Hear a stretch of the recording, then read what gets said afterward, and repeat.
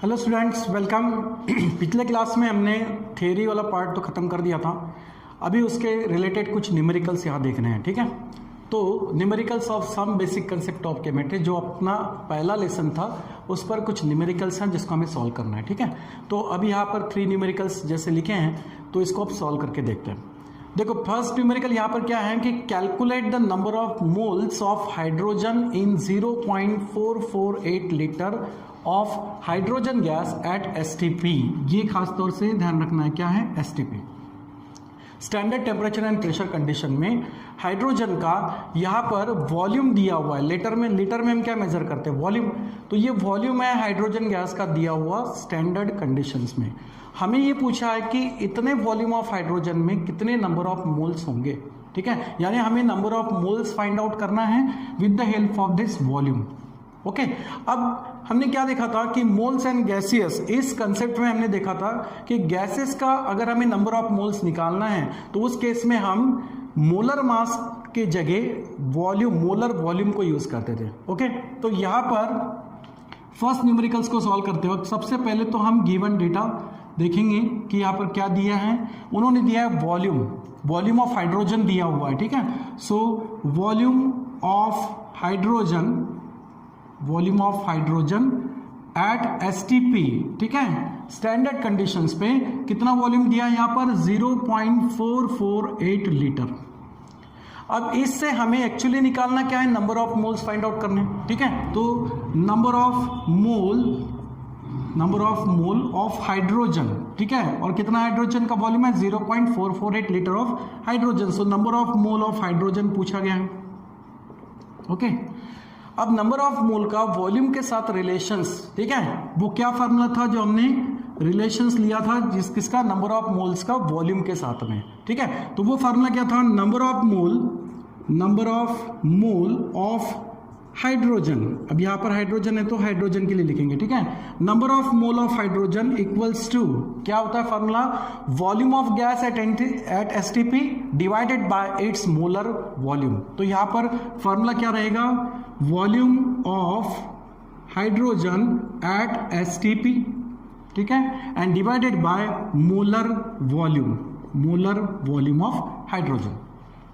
अब न्यूमेरिकल में जैसे कि वॉल्यूम ऑफ हाइड्रोजन दिया ही है, कितना है वॉल्यूम ऑफ हाइड्रोजन 0.448 लीटर दिया है।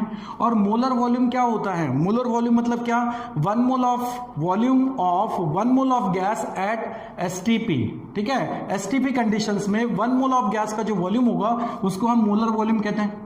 और इसका वैल्यू कितना होता है 22.4 डीएम क्यूब। अब देखो, डीएम क्यूब और लीटर एक ही है, 1 लीटर या 1 डीएम क्यूब, ठीक है। तो दिया हुआ वॉल्यूम जो गिवन है वो लीटर में है, और इसको हम जनरली कैसे बोलते हैं, 22.4 डीएम क्यूब है। डीएम क्यूब मतलब ही क्या, लीटर, ठीक है। तो यहां पर यूनिट जैसे सेम ही है। तो इसका आंसर कितना होगा 0.448 डिवाइड बाय 22.4। इन नंबर्स को अगर ध्यान देते हैं तो इससे यहाँ पर 2 टाइम्स डिवीजन हो सकता है, लेकिन न्यूमरेटर यहाँ पर स्मॉलर है डिनोमिनेटर से, तो इसको हम ग्रेटर कर सकते हैं।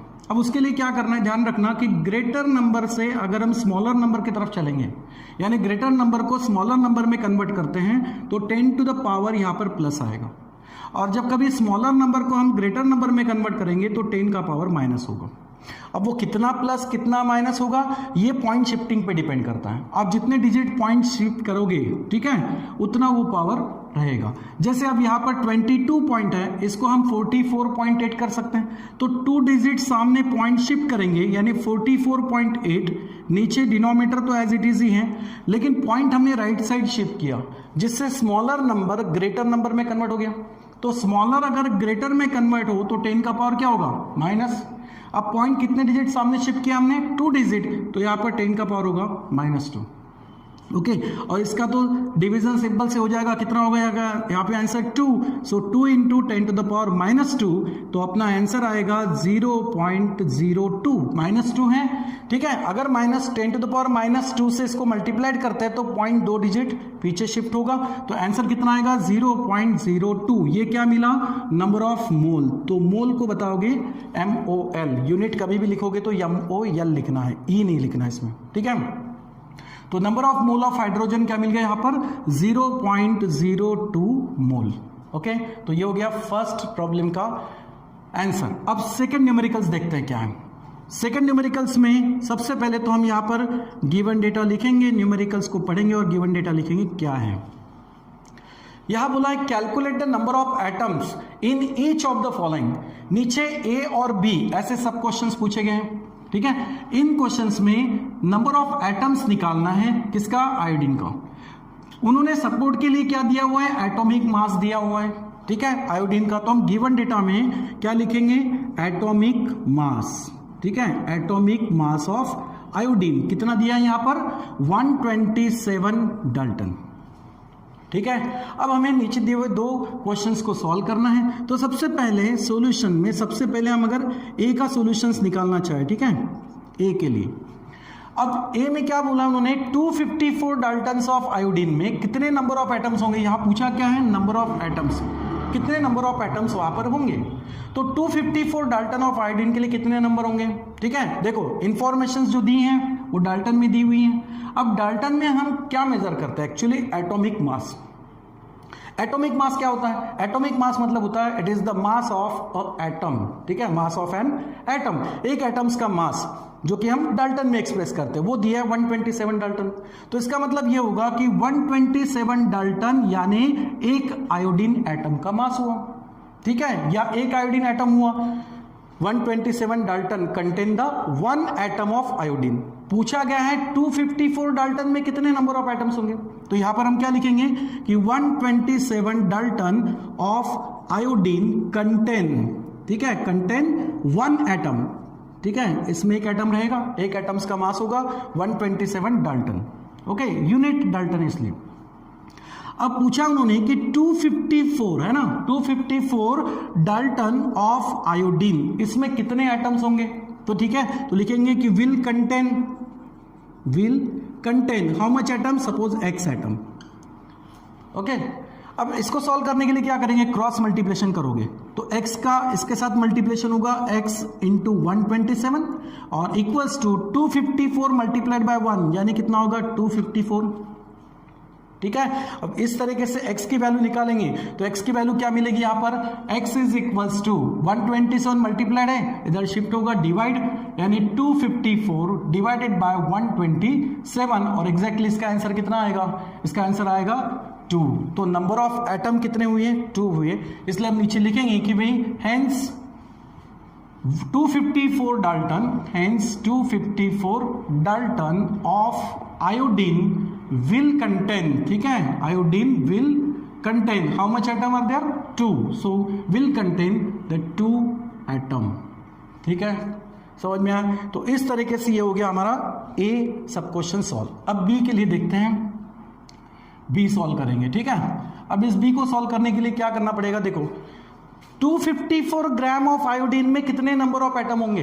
अब यहां पर दिक्कत वाली बात क्या हो गई कि जो गिवन दिया हुआ है वो डाल्टन में है, जो पूछा गया है वो ग्राम में है। अब डिफरेंट यूनिट जैसा दिखाई दे रहा है, तो न्यूमेरिकल्स जब भी हम सॉल्व करते हैं तो कोशिश करते हैं कि यूनिट्स ये सिमिलर हो, ठीक है। तो क्या करना पड़ेगा, एक तो इस डाल्टन को हमें ग्राम में कन्वर्ट करना पड़ेगा या उस ग्राम को हमें डाल्टन में, तभी हम इसको सॉल्व कर पाएंगे, ओके।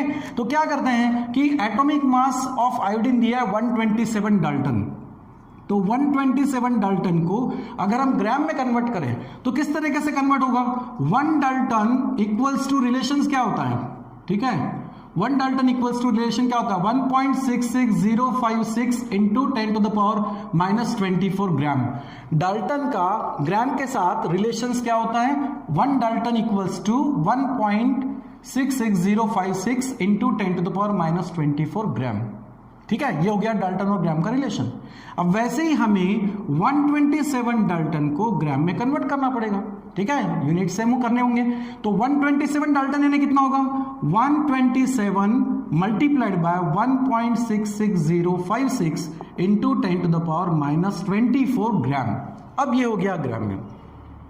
अब हमें पता है कि 127 जो डाल्टन दिया है वो एटॉमिक मास है, और एटॉमिक मास मतलब होता है मास ऑफ 1 एटम, ठीक है, तो हम कह सकते हैं कि ये जो मास होगा ये किसका होगा, एक एटम का होगा। यानी हम क्या लिखेंगे कि 127 into 1.66056 into 10⁻⁻24 gram of iodine contain. ठीक है, इसमें कितने एटम होंगे, एक एटम, क्योंकि ये एटॉमिक मास है।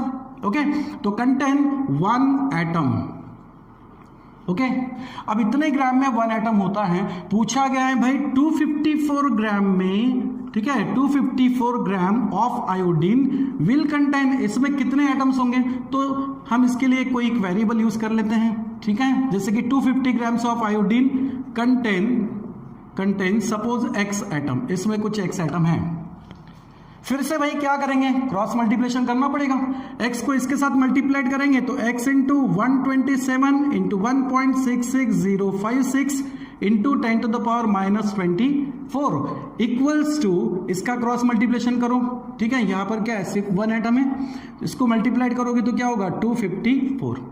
अब ये जो मल्टीप्लाइड नंबर्स हैं इस तरफ अगर उसको शिफ्ट करते हैं तो डिवाइड हो जाएगा। यानी x is equals to 254 divided by 127 into 1.66056 into 10⁻⁻24। Okay, इस तरीके से मिलेगा। अब यहां पर अगर हम सॉल्व करेंगे, देखो 127 का इसके अंदर सीधा डिवीजन हो रहा है, that is 2 divided by 1.66056 into 10⁻, देखो यहां पर क्या है -24 है डिनोमिनेटर में। इसको अगर हम न्यूमरेटर में शिफ्ट करेंगे तो माइनस का क्या होगा, प्लस होगा। ठीक है, माइनस का क्या होगा, प्लस होगा। और इसको अगर हम सॉल्व करते हैं लॉग एंटीलॉग से आप सॉल्व करोगे तो इसका एक नंबर आपको फाइंड आउट होगा, जैसे कि इसका आंसर आता है 1.2044। अब ये आपके स्टेट बोर्ड्स के बुक्स में इसका आंसर दिया हुआ है, लेकिन इसको आप सॉल्व करोगे तो लॉग एंटीलॉग से सॉल्व करना है। ओके, ठीक है, तो ये हो जाएगा x यानी एटम्स, इतने एटम होंगे। ओके, तो हम क्या लिखेंगे नीचे, hence 254 gram of iodine will contain. ठीक है, इसमें कितने एटम्स होंगे, विल कंटेन 1.2044 इंटू 10⁻24 एटम्स। समझ में आया यहां तक?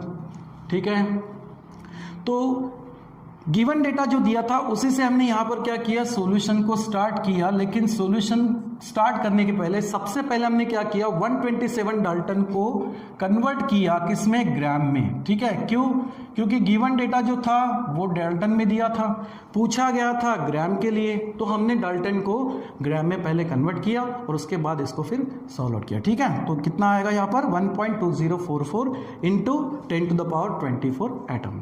ठीक है, अब देखते हैं थर्ड न्यूमेरिकल्स। यहां पर क्या दिया है, a student use a carbon pencil to write his homework.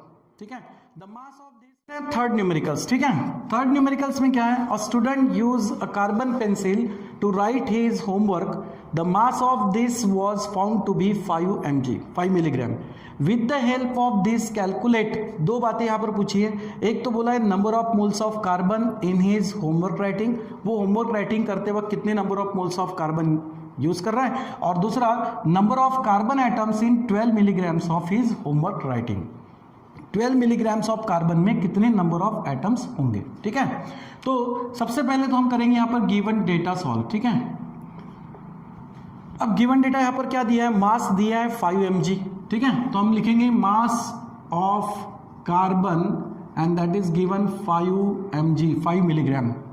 ठीक है, अब हम क्या करते हैं, जनरली मिलीग्राम में कन्वर्ट करेंगे हम इसको ग्राम में।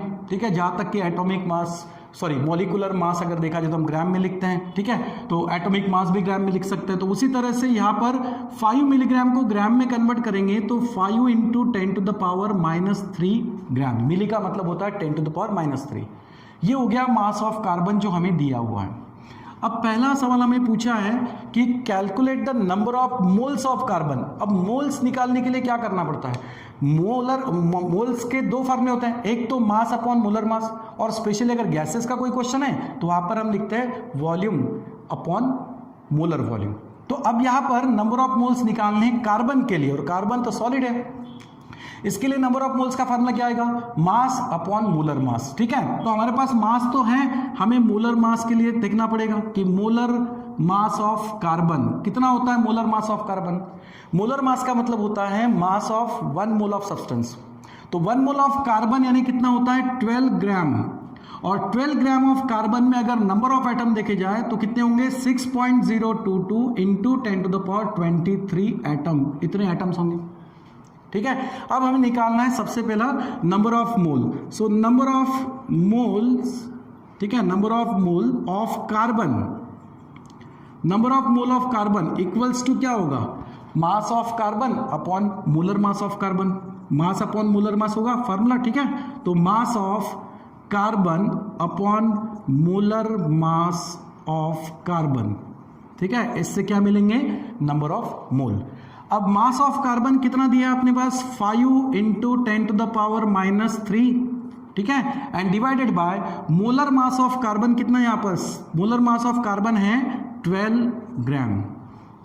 ओके, अब क्या करेंगे 10⁻³ तो ठीक है, इसको साइड वाइज लिख सकते हैं, लेकिन ये जो नंबर है न्यूमरेटर ये स्मॉलर है डिनोमिनेटर से, इसको हम बड़े नंबर में कन्वर्ट कर सकते हैं, यानी इसको 50 कर सकते हैं।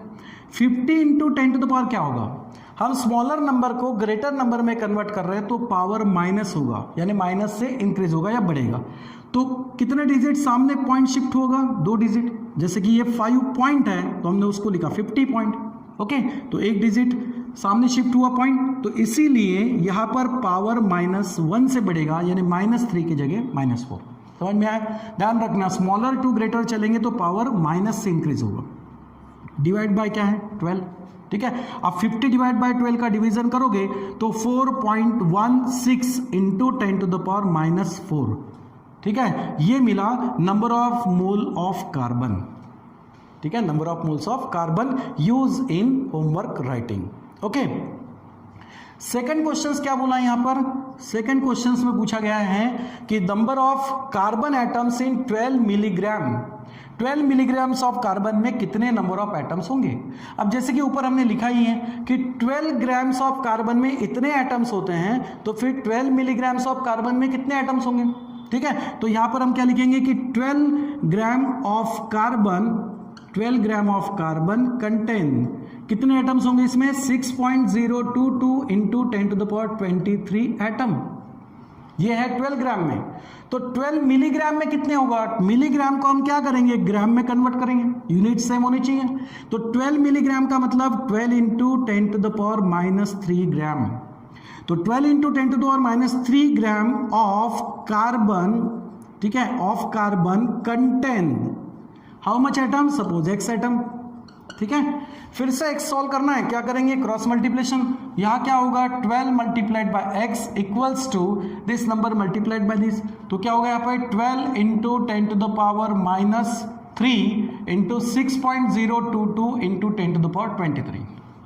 ओके, तो x इज इक्वल्स टू क्या मिलेगा, ये 12 वैसे ही कैंसिल हो जाएंगे, -3 और +23, पावर क्या है -3 और +23, इनका रिजल्ट क्या आएगा 10⁻20, और बाकी बचा हुआ नंबर क्या है 6.022 इंटू 10⁻20। ओके, तो ये होंगे एटम।